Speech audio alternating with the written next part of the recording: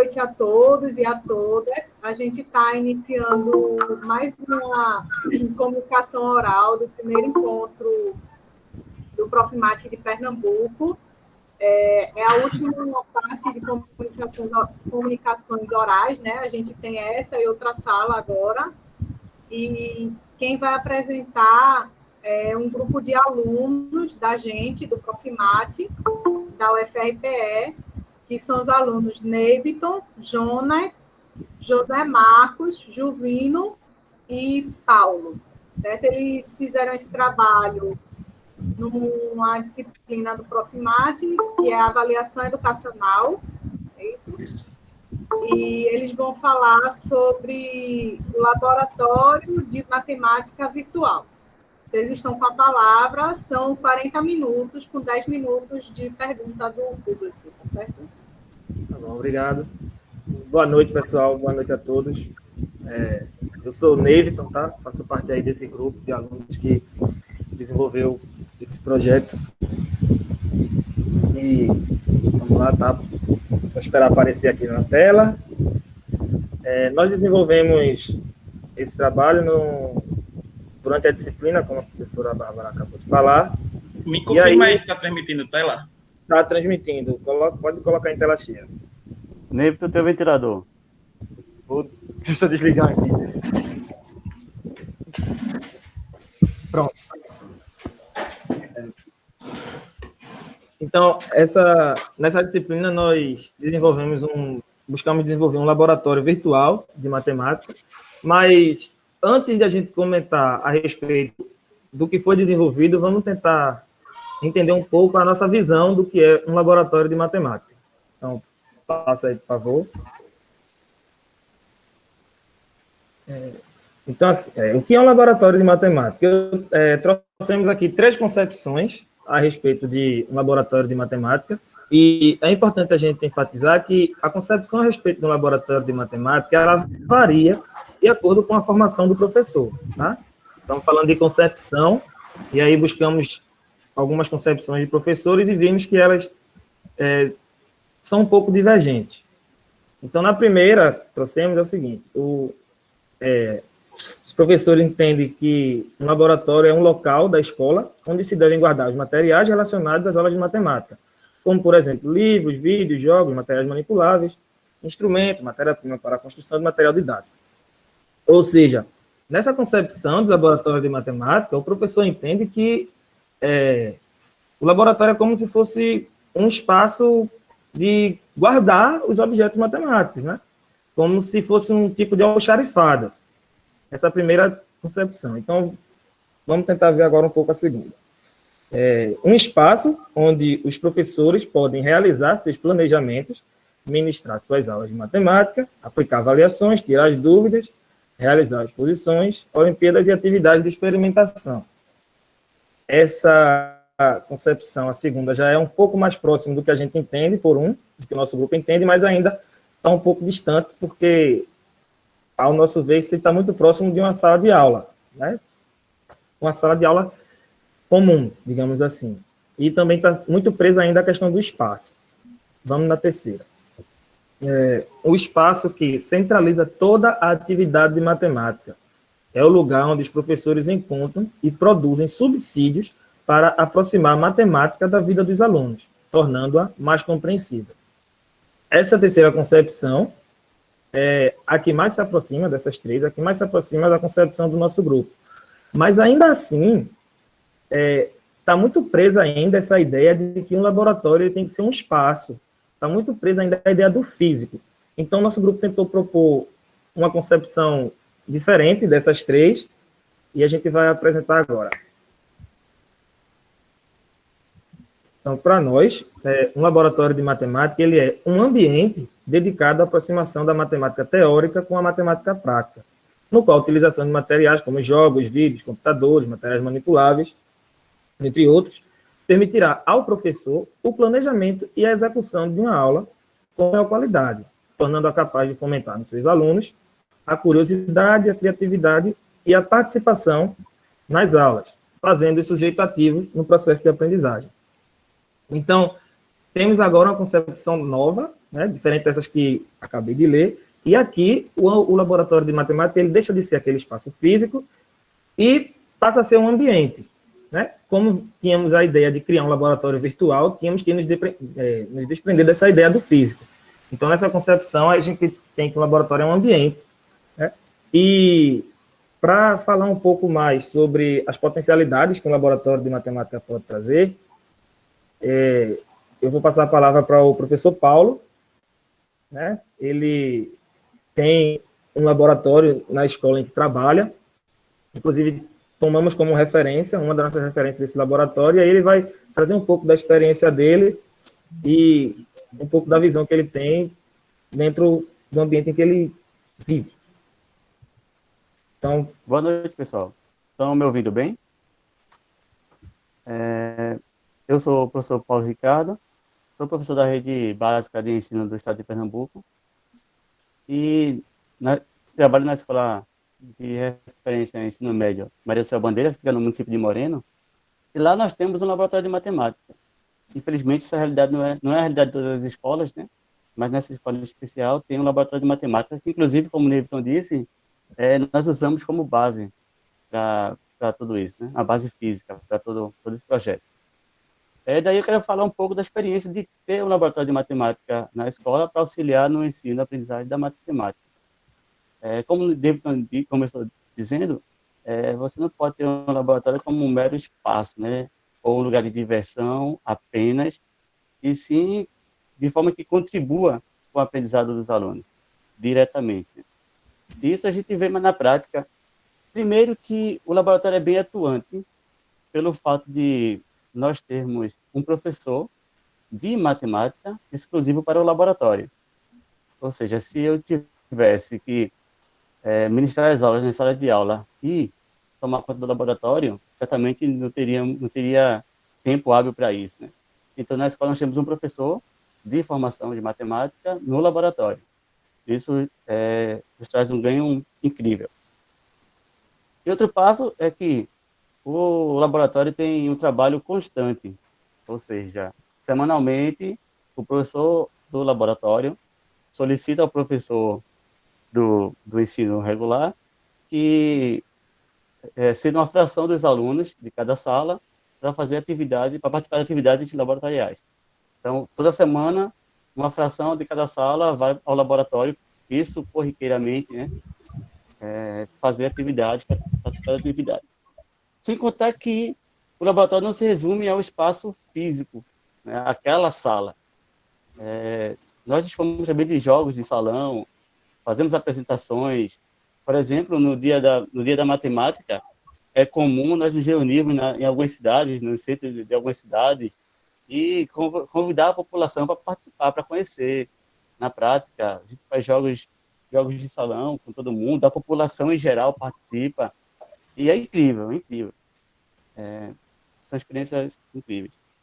E daí, o ganho que isso traz para a escola, para a educação da matemática como todo, é que no nosso município, nós temos uma grande parte dos alunos da zona rural, e o acesso é muito limitado, né? As escolas não são bem estruturadas no município, as escolas de ensino fundamental, faltam muitos professores de matemática durante anos, às vezes. Então, o aluno chega no ensino médio com uma base muito limitada, uma base não concreta de matemática. Então, é como você encontrar aluno chegando no primeiro ano do ensino médio, sem saber o teorema de Pitágoras, sem saber o teorema de Tales, sem ter visto álgebra. Então, como você vai ensinar função do primeiro grau ao aluno que nunca viu álgebra, né? Nunca viu um plano cartesiano? Aí isso gera uma grande dificuldade. Daí, eu, na sala de aula, identifico os alunos que apresentam essas dificuldades e peço ao professor do laboratório que intervenha. Então, esses alunos no contraturno, normalmente vai ao laboratório, o professor trabalha com essa base, trabalhar com frações, trabalhar com geometria, para que eu possa dar continuidade ao conteúdo do ensino médio, sem ter que me desprender para estar... Não que não possa, né, claro, né?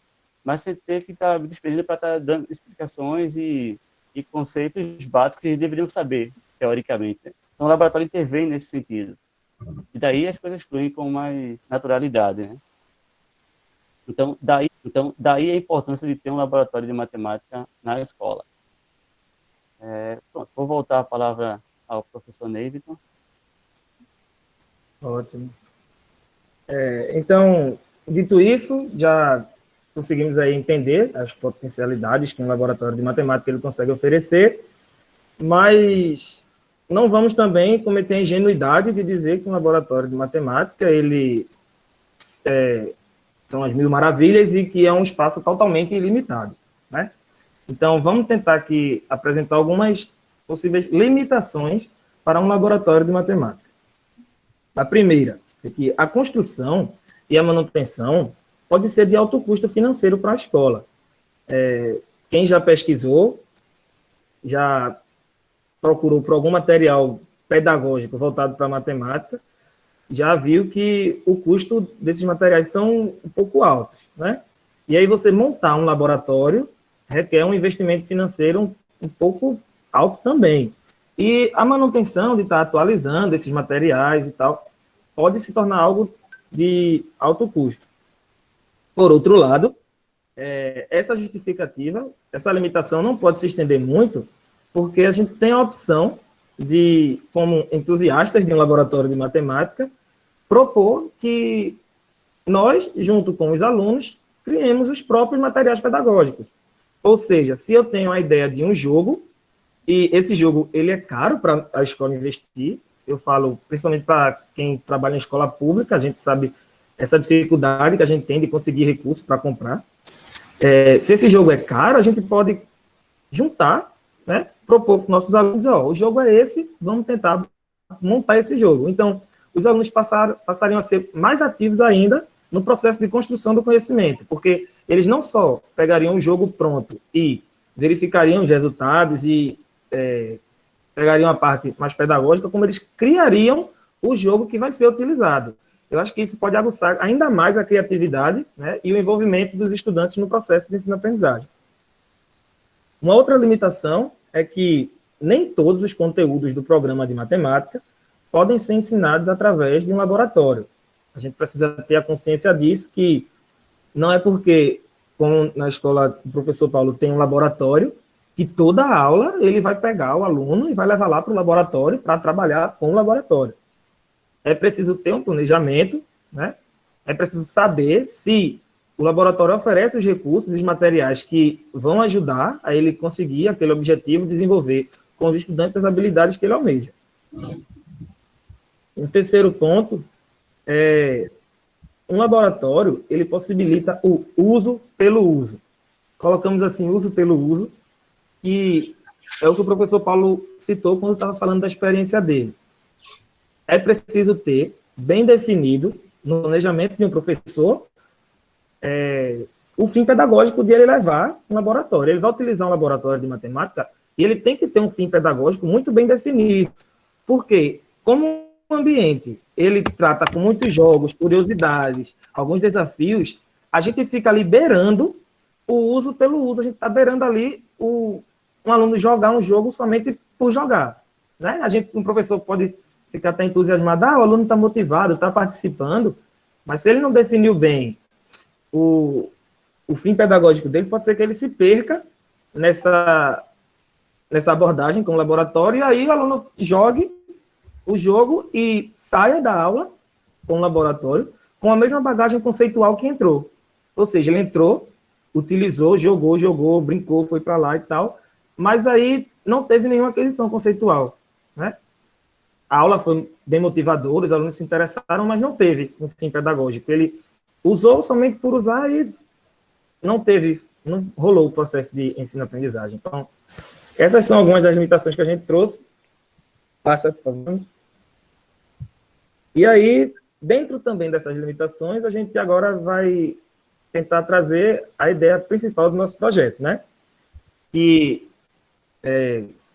refletindo sobre a adaptação do ensino da matemática nos tempos de pandemia e como essa dificuldade pode interferir no processo de cumprimento das atividades de aprendizagem matemática, buscamos construir um projeto virtual que pudesse ser visto como metodologia alternativa, capaz de incorporar novas habilidades aos estudantes.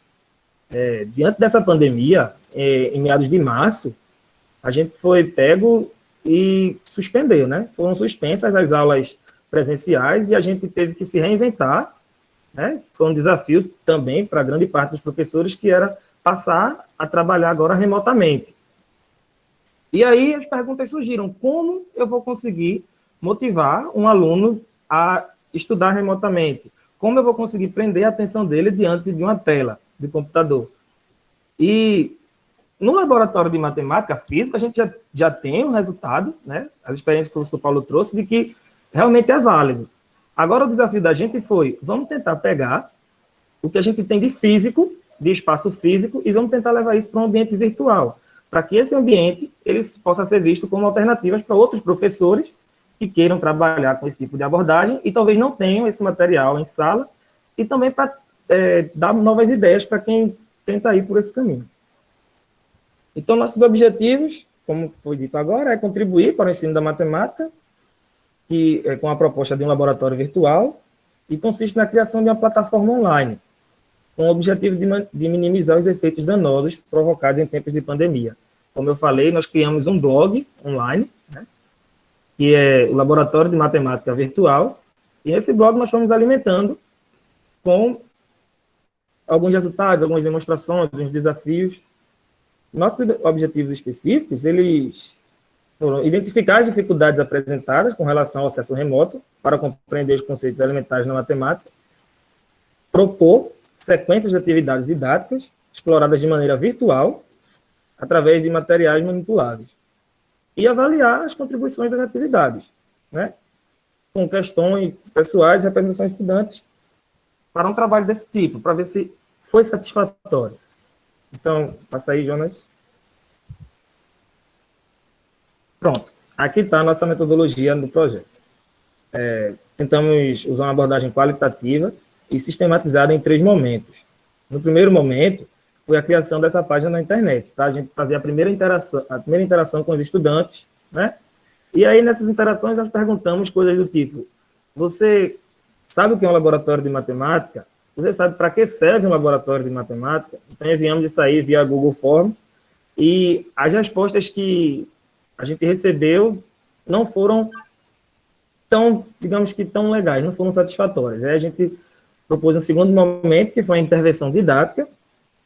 A gente apresentou atividades que exploram demonstrações no laboratório virtual como recurso didático, com ênfase no campo da geometria. Tentamos tomar somente um campo, né? Não tentamos, nesse momento, abarcar todos. E aí essa intervenção foi por meio de um evento que fizemos por 3 dias consecutivos pelo Google Meet. E nesse evento nós fizemos algumas demonstrações, que vamos até expor algumas aqui. Fizemos algumas demonstrações a respeito da geometria plana, da geometria espacial, a ideia de volume. E aí, em seguida, no terceiro momento, foi aplicado um questionário, né, idêntico ao original, para analisar se a visão deles, que eles tinham de início a respeito do laboratório, tinha mudado, né?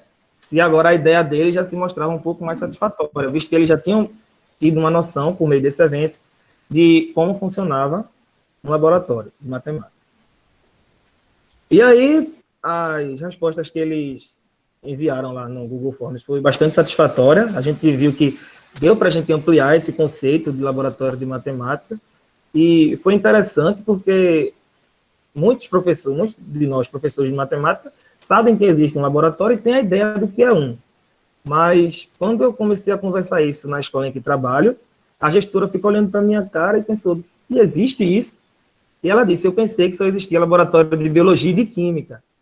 Aí eu disse: não, existe sim de matemática, vamos lá. E comecei a mostrar a ela, inclusive, né, no ano anterior, eu já tinha feito algumas atividades, como eu falei anteriormente, de entusiasta. Eu propus que os alunos criassem os materiais, a gente criou o material junto, verificou depois todo mundo junto, e aí eu disse: ó, aquela atividade que eu desenvolvi foi uma atividade de laboratório de matemática. Então, a gente elaborou um aqui do jeito que deu. Então, essa ideia da gente trazer para os estudantes o conceito de um laboratório, a gente está conseguindo aliados fortes, caso a gente queira construir um em nossa escola, né? O professor pedia uma coisa, quando o aluno vê que aquilo realmente dá certo e funciona, a gente tem aí um aliado bastante legal.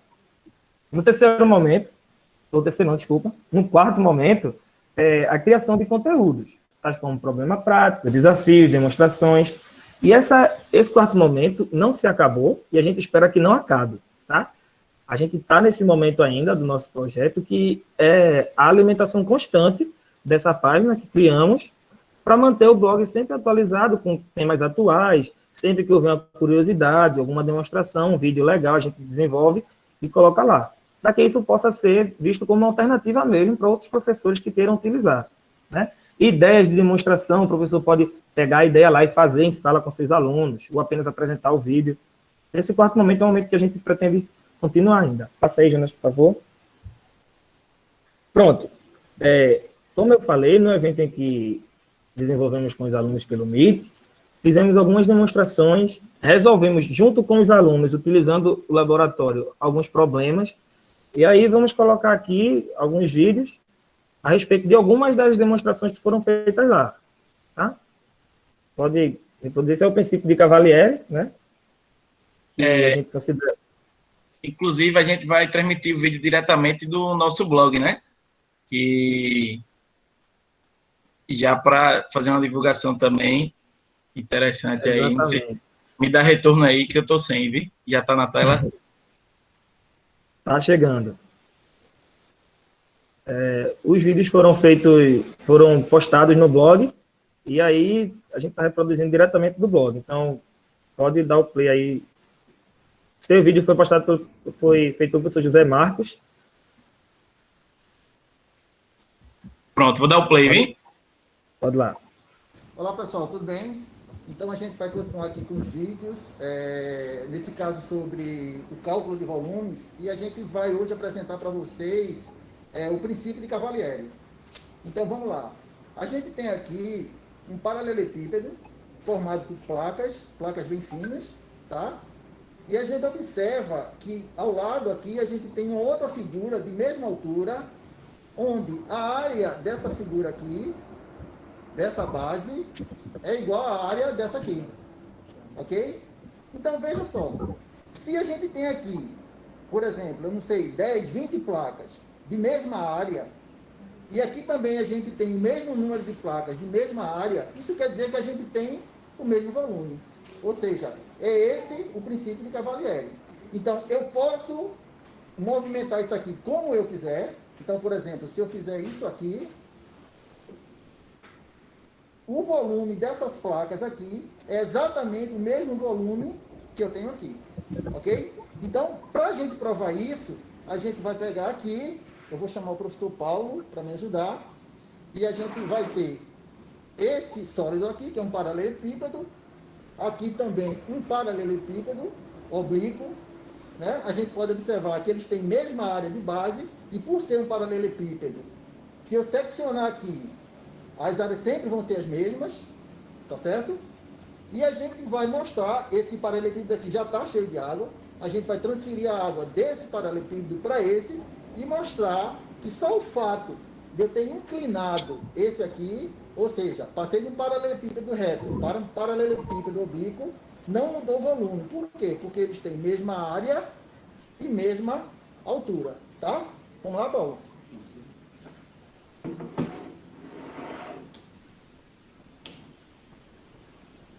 Então, só um momento aqui para a gente transferir a água. A gente está dando uma improvisada aqui, usando o funil que a gente fez, acabou de fazer. E a gente vai mostrar que toda a água que estava lá em cima, ela vai ser transportada para cá. E isso vai comprovar que esses volumes são iguais.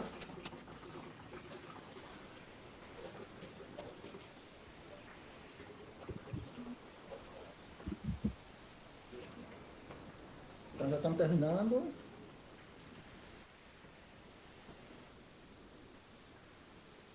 Ok, Paulo. Então só para a gente observar uma coisa, a gente vê que sobrou um pouquinho de água aqui, mas observe que aqui dentro desse paralelepípedo tem uma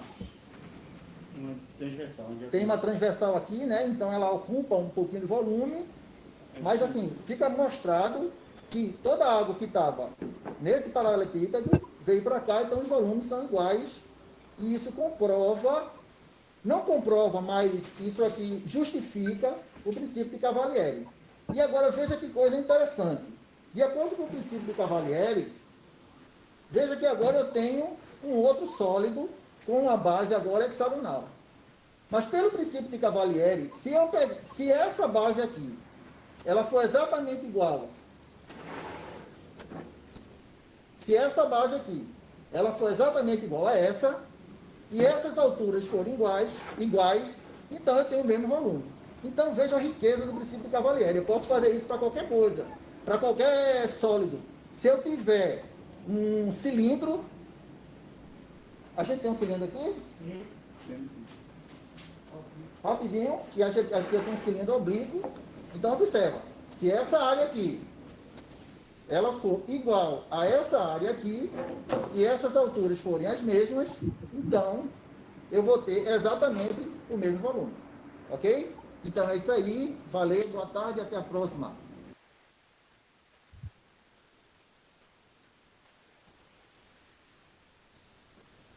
Aí, dando sequência também, né?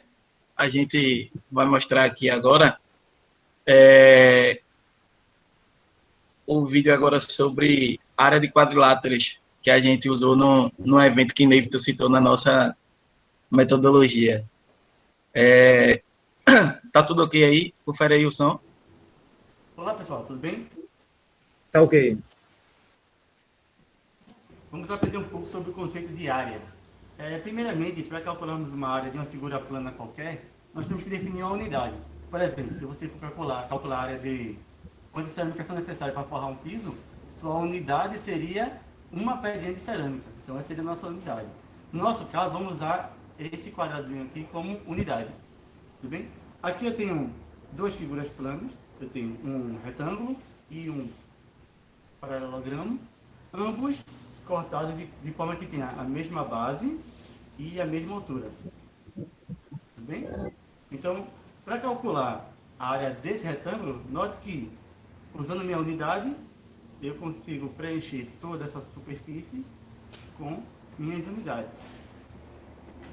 Logo, isso me diz que a área desse meu retângulo são 6 unidades quadradas, tá? De forma análoga, eu quero mostrar que a área de um retângulo é igual à área de um paralelogramo. A forma de calcular é a mesma. E nesse caso, como eles têm o mesmo comprimento da base e a mesma altura, a área dos dois são idênticas. Então, leve em consideração que usamos 6 quadradinhos, 6 unidades, para preencher a área do retângulo. Ou seja, se as áreas são iguais, apesar de serem figuras com formatos diferentes, o número de quadradinhos para preencher essa outra figura tem que ser o mesmo, né? Necessariamente. Então vamos começar preenchendo a figura com nossas unidades. Então eu consegui botar 2 unidades inteiras, 3 unidades inteiras. Note que eu preciso de 6 para ficar igual à área do retângulo. Porém, eu tenho apenas 4, né? Note que ficaram brechas aqui, ficaram algumas lacunas. Então o que eu posso fazer? Se eu cortar este triângulo aqui, ó, se eu recortar este triângulo aqui, retângulo, eu vou tirá-lo, vou recortar, e eu tenho um triângulo de mesmo tamanho, o recorte que eu fiz de lá, eu tirei e vou botar aqui, ó. Então, note que eu vou cortar e vou deslocar esse triângulo cortado para esta posição. Agora observe quantas unidades seriam necessárias para preencher essa minha área.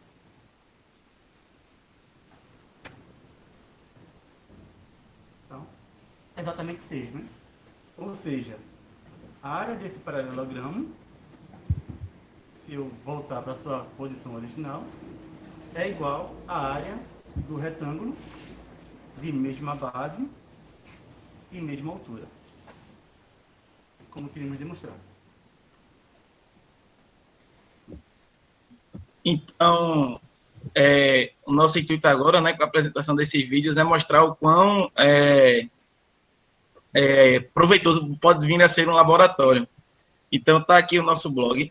A gente vai apresentar agora os 2 finais vídeos que a gente tomou como carro-chefe nessa apresentação e que, pela eleição no nosso Google Formulário, foi os que os alunos mais gostaram. Porque são coisas que a gente vê muitas vezes em sala de aula de forma direta, mas nunca se comprovou isso de fato. Confira um vídeo aí do áudio aí, por favor. Estamos diante aqui do problema. Tá ok. Calcular a área deste círculo. Lembrando que calcular a área de uma figura plana é encontrar um valor numérico para apresentar a região em que ela ocupa no plano, né? Para a gente chegar numa forma geral de calcular a área de um círculo, vamos tentar aproximar por polígonos com a quantidade par de lados, né? Tomei primeiro aqui esse polígono com 6 lados, e a ideia para a gente chegar é o seguinte: eu vou tomar aqui metade dele e a outra metade, vou abrir e vou reorganizar esses triângulos. Percebam que a gente chegou em um paralelogramo, né? Onde a base aqui é metade do perímetro que tinha. Vou fazer a mesma coisa agora com o polígono com a quantidade maior de lados. Perceba que quando eu aumento a quantidade de lados, a figura já se aproxima um pouco mais de uma circunferência. E aí, eu vou tentar fazer a mesma coisa. Eu vou abrir aqui. E vou abrir aqui também. E vou casar, encontrando também um paralelogramo. E a gente percebe agora, fazendo a comparação entre esses dois, é que esse paralelogramo aqui ele já está um pouco menos inclinado que o primeiro. Isso acontece porque eu aumentei a quantidade de lados. E aí, percebendo isso, a gente vem para cá e aumenta ainda mais essa quantidade de lados. Lembrando que tem que manter a quantidade par de lados, né? E eu vou fazer a mesma coisa. Percebam que aqui a gente já está bem próximo da circunferência. E essa foi a maior aproximação que a gente conseguiu ter com esse material. E eu vou fazer a mesma coisa que fiz com os outros dois. Ó, pego metade aqui, tento abrir, certo? Abro um lado, vou abrir o outro também.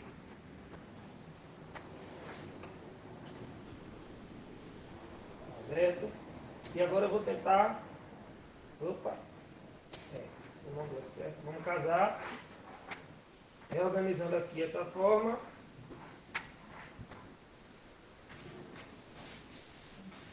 E a gente percebe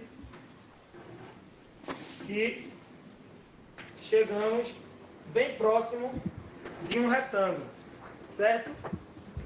Agora vou tomar como exemplo essa primeira aqui, para a gente lembrar o seguinte, que a base do paralelogramo é metade do perímetro da figura que tínhamos, né?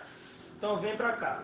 Temos aqui um paralelogramo cuja a base é a metade do perímetro, eu vou chamar P sobre 2, é a base, e a altura dele, na verdade, é o raio da circunferência, certo?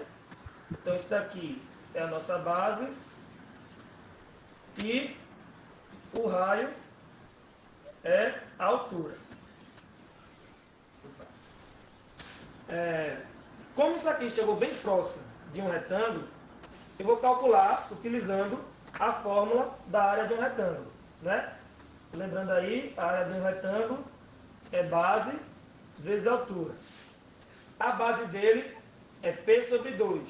Quem lembra aí, o perímetro da circunferência é 2πr, né? Então a base vai ser 2πr dividido por 2, ou seja, a base é π vezes r. Então a área do nosso retângulo vai ser dada por base, que é π vezes r, multiplicada pela altura, que é r. E aí a gente encontra que a área desse retângulo é πr ao quadrado. Mas lembra que esse retângulo era a nossa aproximação da circunferência, então a gente conclui que a circunferência qualquer, a gente consegue encontrar a área dela fazendo π vezes r ao quadrado. Então... E agora a gente vai para a nossa última apresentação no que se refere aos conceitos. E aí, galera, tudo bem com vocês? Estamos aqui mais uma vez aqui, para fazer uma demonstração prática de algumas coisas que a gente vê no nosso cotidiano em sala de aula. Então, muitas vezes quando a gente estuda volume, as fórmulas são dadas em circunstâncias que a gente não consegue ver isso na vida real. Então, por exemplo, a gente conhece essas duas fórmulas, que o volume da pirâmide é 1/3 da área da base vezes a altura, e que o volume do prisma é a área da base vezes a altura. Entretanto, existem condições que vai fazer com que a gente faça essa demonstração por vocês. Uma das que a gente tem que mostrar é que a área da base dessas figuras são iguais, assim como essa altura também é igual. Se isso acontecer, como você pode observar na fórmula, que é 1/3, o volume dessa pirâmide tem que caber três pirâmides dentro do prisma, no que se refere ao volume. Então é isso que a gente vai mostrar para vocês. Como a área da base e a altura é igual, 3 pirâmides dessa vão encher um prisma desse. Só um minuto aqui que eu vou carregar água agora.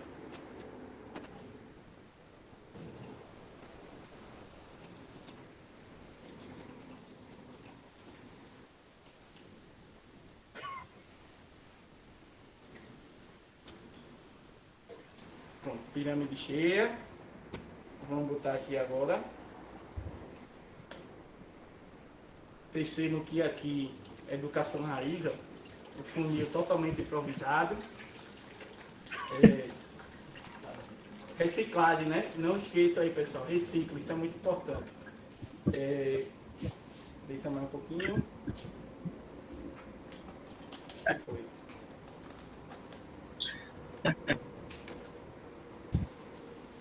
Enche de novo.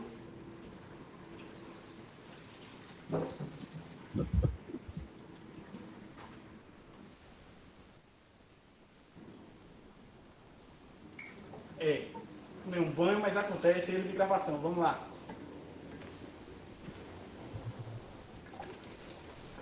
Trabalhando com água, não coloca.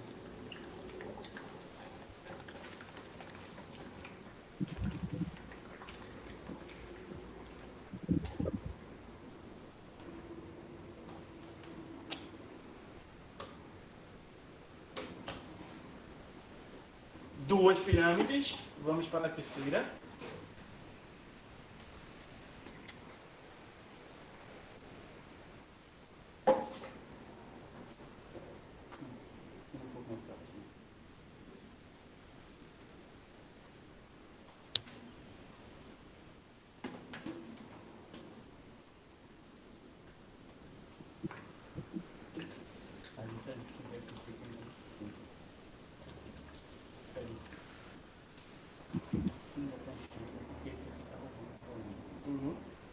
Então, ó, pessoal, botando aqui os pingos d'água para aproveitar tudo, né? Não desperdiciar água. Então, vamos lá. Então, como vocês podem perceber, ó, essas 3 pirâmides deu exatamente o próximo disso, esse prisma. Essa pouca diferença que deu aqui, ó, é justamente por causa dessa espessurazinha aqui, que dentro do prisma, que roubou um pouco desse volume. Logo, mas mesmo assim, ó, dá para perceber que esse volume foi preenchido de forma completa, ou quase completa, devido às circunstâncias do prisma. Com isso, a gente prova na realidade que o volume do prisma é 3 vezes o volume da pirâmide. E aí, galera? E agora, para encerrar os momentos aqui de divulgação do nosso blog, não poderia faltar um vídeo dos alunos que participaram da gente lá no evento, certo? E esse vídeo a gente fez questão de colocar aqui para mostrar como foi satisfatório o nosso processo lá no laboratório, né? Então, aqui eu vou soltar para vocês. Oi, eu sou Rafaela Maria, aluna do professor Jonas, de matemática no Centro Educacional ET. Eu fui uma das participantes do laboratório de matemática que ele organizou com outros professores. Nesse período do laboratório de matemática, ele mostrou a matemática de uma forma mais prática, de uma forma diferente, que eu não conseguia ver no dia a dia, mas que depois desse laboratório vai ser muito mais divertido aprender a matemática. Eu levaria esse laboratório de matemática para minha escola, pois daria para trabalhar muito mais, abranger mais o conhecimento de uma forma mais divertida e lúdica. Foi isso. Tchau. E agora, né, eu passo a palavra aí para o professor Neiva, então. Deixa eu só voltar para o slide aqui. Só voltar lá, gente. É interessante a fala dessa estudante, porque no modo dela falar, ela conseguiu passar para a gente exatamente aquilo que a gente queria, como eu posso dizer, causar neles, né? Ela ficou maravilhada pelo que viu. E percebam que no nosso laboratório, fizemos em 3 dias, então não dava, né, pela metodologia e pelo tempo que a gente selecionou também, não dava para a gente propor que eles criassem na hora o material que a gente iria usar. Mas só em ver a gente fazendo essa verificação, já abriu um leque de possibilidades, eles já conseguiram ver a matemática de outra forma. Isso fica claro quando a gente leu as respostas que eles mandaram para a gente, né, no Google Formulário que a gente passou depois. E aí, nossas considerações finais foram que, com as atividades desenvolvidas no evento de divulgação, foi possível notar que a abordagem despertou um maior interesse por parte dos alunos, pois, segundo alguns estudantes presentes nesse evento, ver a matemática tornou tudo mais fácil. Essa fala foi uma fala que a gente tirou da resposta lá do Google Forms que eles colocaram.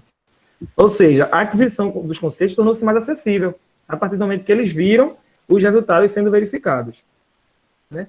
E daí concluímos que a participação do aluno na construção dos resultados, por meio de um laboratório, pode apresentar resultados satisfatórios, além de motivar o aluno aproximando os conceitos abordados à sua realidade. É preciso a gente também se atentar que tomamos como referência, nesse momento, um laboratório físico. Então, nossas demonstrações ainda foram baseadas no físico e levamos isso para o virtual. Mas com o tempo, né, e com uma organização um pouco melhor, a gente vai sempre melhorando aquilo que a gente faz, a gente pretende, na verdade, conseguir desenvolver isso de uma forma totalmente digital, né? Percebam também, acho que alguém comentou sobre os materiais recicláveis, é que parte do que nós usamos ali, a gente improvisou, foi algo que foi de improviso e foi a sugestão que eu dei de início. Algum material pode ser um pouco caro, diga. Depois daquela palavra. Certo. Algum material pode ser um pouco caro, mas aí a gente conseguiu, dentro do que a gente tinha no momento, improvisou ali com uma garrafa PET que a gente tinha no cantinho lá da escola, passou uma fita nela, ela virou um funil, né? Pegamos uma cartolina que já estava para sair da parede de um cartaz anterior, invertemos, cortamos e ela virou nosso paralelogramo que foi usado. Então, a gente consegue, com os materiais que tem e um pouco de criatividade, construir algum material pedagógico para ser trabalhado no laboratório. Pode falar, Paulo. A professora Neto fez a pergunta sobre materiais recicláveis, e no laboratório da escola, professora, nós temos monitores, e a maioria dos materiais são confeccionados por eles. Esses monitores são alunos da escola. Então, usamos garrafa PET, cabo de vassoura para fazer poliedros. Então, usamos essas ligas de borracha no escritório, a gente às vezes consegue com os escritórios locais. Então, utilizamos muito esse conceito de reciclagem no laboratório. Eu acho que vamos abrir para perguntas agora, né, pessoal? Vamos lá. Eu anotei aqui algumas coisas que surgiram no chat. Deixa eu voltar aqui para ver. Depois a gente abre para ver se alguém tem mais alguma outra pergunta. Deixa eu ver. A professora Nete, às 7h20, disse isso porque tem muitas escolas que recebem os kits de laboratório de matemática e eles permanecem encaixotados durante anos. Isso aconteceu quando vocês falaram que Nebiton falou que a escola, a gestora não sabia nem que existia laboratório de matemática, né? Ela comentou que tem escolas que recebe o kit e nem tira das caixas, né? Permanece durante anos. Exatamente. Porque também, muitas vezes, a secretaria dá esses kits para as escolas e não dá a formação para os professores, né? Às vezes, mal vem o manual de instrução também, né? Exatamente. Faltam isso. Profissionais para isso. Inclusive, era um ponto que a gente passou até em branco, né? A gente tinha pontuado para falar que, para se trabalhar com um laboratório de matemática, é preciso que o professor tenha uma formação, né? tenha lá em sua formação as habilidades para trabalhar com o laboratório. Então, muitas vezes acontece de chegar o material e o professor está mais confortável com a aula tradicional, não tem aquela formação e também não leva aquele desafio para si, de vamos tentar desenvolver essa habilidade aqui para trabalhar com os alunos. Realmente isso acontece muito. E nossa ideia é disseminar, né, que dá para fazer e não é bicho de 7 cabeças. Às 7h24, o Jorge fez uma pergunta. Ele perguntou, vocês têm uma lista mínima de materiais que podemos ter para iniciarmos a montagem de um laboratório de matemática?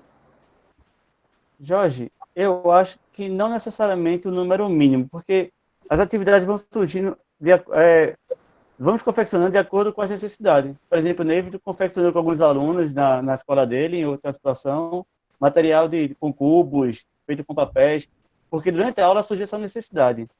Eu acho interessante você ter um ambiente para poder tanto confeccionar quanto guardar esse material, né? Então, o Neivido confeccionou e já guardou esse material. Então, em outra aula, surgiu outra dificuldade, então, cria-se uma dinâmica, monta-se outro material, você já tem esse material guardado. Em aulas posteriores, você já terá esse material, né? Exatamente. Existem os kits, né? Inclusive que a Anete até citou, que a secretaria manda, existem uns kits de laboratório que é com material dourado, eles mandam um tangram e tal. Mas aí eu sou adepto de que a gente precisa ter no laboratório os materiais que a gente pretende utilizar, né? Que fazem parte da nossa metodologia. Então, eu acredito que a gente, para montar um laboratório, não existe uma quantidade mínima, como o Paulo falou, mas que a gente pode ir montando aos poucos, né, com os alunos. Ou caso você tenha como fazer esse investimento todo de uma vez, você vai tentar analisar na sua metodologia anual o que você desejaria utilizar. E aí você adquire esses materiais e deixa lá. E à medida que o tempo for passando, a gente vai conseguindo melhorar. Neiviton, para complementar aí um pouco que tu falasse, a proposta da gente, o laboratório virtual, a gente já pode pensar, inclusive, né, que um professor, ele pode ter um laboratório virtual reunindo várias práticas que já estão prontas, né? Então, assim, a gente não precisa ter necessariamente um laboratório físico. Você pode, por exemplo, pegar esses vídeos que a gente fez, uma vez que você ache que ele é interessante, e apresentar para o seu aluno como um laboratório. São duas coisas diferentes, mas é uma possibilidade para se trabalhar sem ter a necessidade de ter um laboratório físico. No começo da apresentação, você falou uma coisa muito importante, que foi a questão de o laboratório poder se tornar caro. Se você reúne trabalhos como esse, virtuais, você pode ter um grande laboratório a um custo quase zero. Né? Então, eu queria pontuar isso aí para complementar o que você falou agora. Isso, Marcos. A ideia é que você não precisa mais começar do zero, você já pode ir na plataforma e terá conteúdo para lhe auxiliar na sua aula, né? Auxiliar na sua aula. E é a nossa ideia, né, de ter uma plataforma que se mostre como um recurso disponível para os professores, né? Exato. Caso ele queira já pegar o vídeo pronto e apresentar para os alunos as demonstrações que temos lá, ou caso ele queira pegar a ideia e desenvolver junto com seus alunos o material, ou desenvolver ele próprio e apresentar, fica a critério. A gente criou um laboratório virtual, que é para professores que, assim como nós, são entusiastas de um laboratório de matemática, tem um lugarzinho para ele poder ter ideia nova e pegar material lá. Mais alguma pergunta? Eita. Bárbara ficou mudo. Tá mudo, professora. Voltou. Tá ouvindo agora? Sim, estamos sim. Agora sim. Às 7h32, a Anete deu uma sugestão de preparar um material de apoio ou uma proposta de sequência didática para cada experimento ou atividade do blog. Isso. Doido. Nós pretendemos... Quem vai, Nilton? É uma boa ideia, porque até então nós postamos os vídeos, né? Nós postamos no evento em que fizemos, propomos as atividades buscando desenvolver realmente uma sequência didática. Mas nos blogs os vídeos estão postados, mas não necessariamente para cada vídeo a gente poderia sim, para cada vídeo agora começar a colocar uma sequência didática envolvendo aquele vídeo. Isso não seria difícil, visto que a gente faz o vídeo já pensando na sequência em que ele estaria encaixado. De 7h47, a professora Nete ficou muito empolgada com o tema. Ela está envolvida em um projeto de extensão de laboratório, Nector conhece.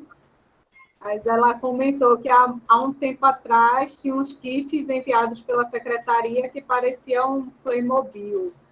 Não sei se os mais novos pegaram essa época. Jonas já respondeu que não, né? Eu não sei nem o que é. Mas Eu não é que seja tão novo, tá? É que eu não estava na docência na época, então não é que seja novo demais, não. E último comentário aqui, né, tem de Bruno, de 7h49. Muitas vezes esses kits distribuídos nas escolas são feitos por empresas com apenas o intuito de venda, mas sem consultar os educadores matemáticos. Daí muitos materiais não funcionam. Exatamente. Não funciona para o contexto da escola, né? Tem que levar... Isso serve até para a pergunta de... Acho que foi de Não Jorge. lembro quem fez a pergunta quanto à lista de Jorge, né?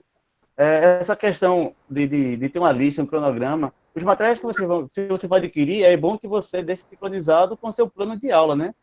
Todo professor tem um plano de aula do bimestral, por exemplo. Então, até, Jorge, na confecção do material, você pode se antecipar, né? Você tem um plano de aula pronto, eu sei que eu vou trabalhar com geometria, então, o que eu posso fazer para auxiliar na minha aula futuramente, né? Eu vou trabalhar com álgebra, você pode fazer uma lista focando no seu planejamento de aula. Os kits existem, né? Existem, são bonitos, muito bem coloridos, mas antes de adquirir um kit, a gente tem que olhar os materiais que vem nele e ver se ele abarca as nossas necessidades. Caso não, a sugestão é que desenvolva seu próprio material. Exato. É aquele que tu falaste, né? De não ter um laboratório por ter, né? O laboratório não pode existir só por existir.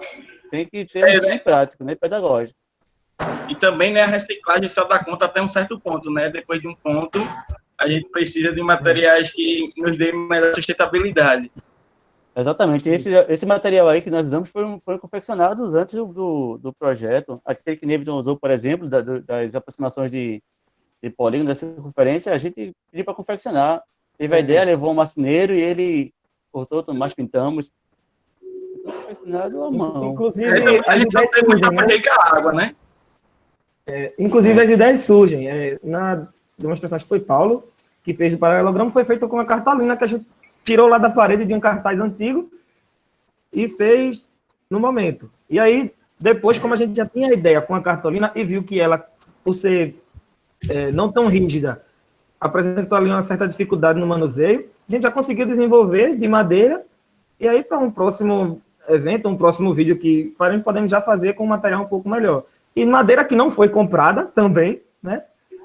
Eu costumo dizer que eu sou o cara da reciclagem da escola de trabalho. Eu passo na rua com o carro, se eu vejo que tem um guarda-roupa desmontado, eu vou olhando, esse pedaço de madeira eu posso pegar, essa gaveta também, e ali eu vou pegando as coisas e vou cortando em casa e vendo o que é que dá para construir ali.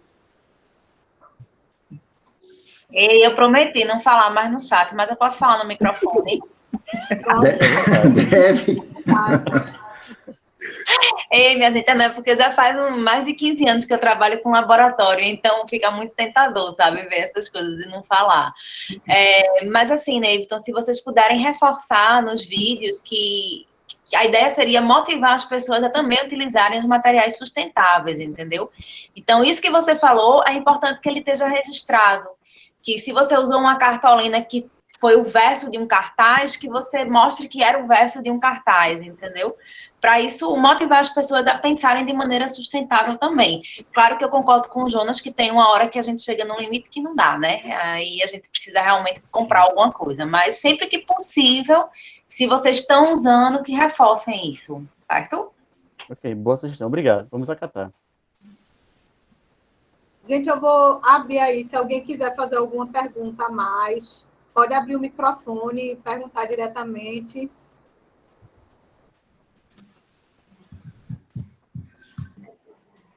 Dez, 9, 8... Ó, vamos bater uma foto? Vale, Anete. Alguém de frente de Anete? Que horror. Eu não tô nem perguntando mais, tô perguntando. Quem quiser abrir a câmera, abre a câmera aí pra gente bater uma foto. Pessoal, eu quero então aproveitar. Posso? A Anete até citou que o laboratório da Escola Maria do Céu Bandeira é administrado pelo professor Generino, e eles fazem visitações, tá? Até em outros estados, você pode marcar para conhecer o laboratório na escola, ou para levar o laboratório até a sua escola, para possíveis eventos e apresentações. Pode entrar em contato com a escola e fazer esse agendamento, caso tenha interesse. A escola é a Escola Maria do Céu Bandeira, Erém Maria do Céu Bandeira. Tá naquela casa ainda, Paulo, que é uma casa bem grandona, tem primeiro andar e tudo. Não, teve alguns problemas, mas não faz mais parte do município como era antes. A escola trouxe para substituir, então está na escola mesmo, tem um ambiente na escola. Só ressaltando, Anete, essa casa que tu falou aí era um antigo Le Mans, né? Não sei se tu... Era alemã, tava tentando lembrar o nome do laboratório. Eu não deixaram eu falar sobre o Le Mans, mas eu dei o gancho. Rapaz, Jonas conseguiu, né? Jonas conseguiu falar do Le Mans. Eu consegui falar do Le Mans. Pronto, então, gente, já que não temos mais perguntas, a gente vai encerrar a comunicação oral, porque em poucos minutos vai começar a última palestra, tá certo? Então, eu vejo vocês todos na palestra de 8h15, tá? Sobre treinamento olímpico, tá? Ok. Ok, obrigado. Boa noite, pessoal, a todos. Tchau, Obrigado por participarem. Tchau, obrigado. Muito obrigado.